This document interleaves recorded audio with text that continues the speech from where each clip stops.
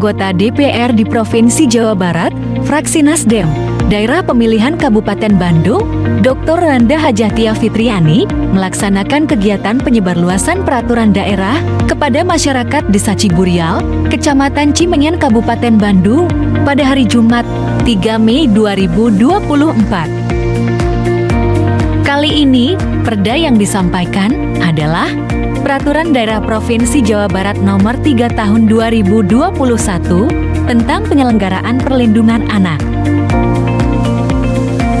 Perda ini dibentuk dalam rangka mewujudkan kesejahteraan bagi anak.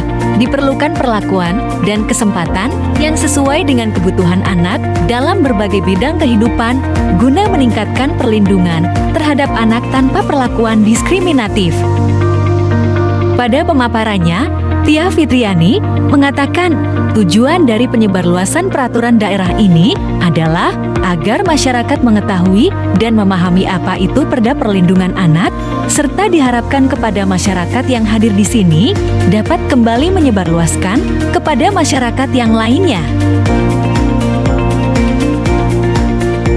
Alhamdulillah hari ini saya kembali menyebarluaskan Perda Nomor 3 Tahun 2021 tentang penyelenggaraan perlindungan anak.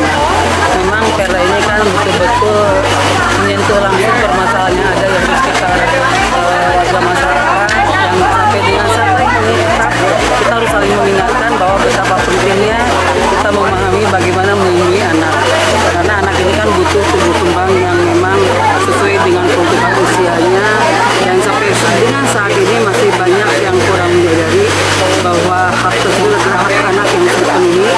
Dan insya Allah dengan melalui pertemuan hari ini juga tadi sudah terlihat jelas bahwa yang hadir ini sangat begitu antusias menanggapi peraturan daerah ini, dan memang ini adalah luar biasa. Jawa Barat sudah mempunyai perda khusus untuk anak dan kita yang melopori di depan. Semoga dengan adanya Perda Perlindungan Anak ini bisa membuat anak-anak Indonesia tumbuh kembang dengan sehat dan kita terlepas dari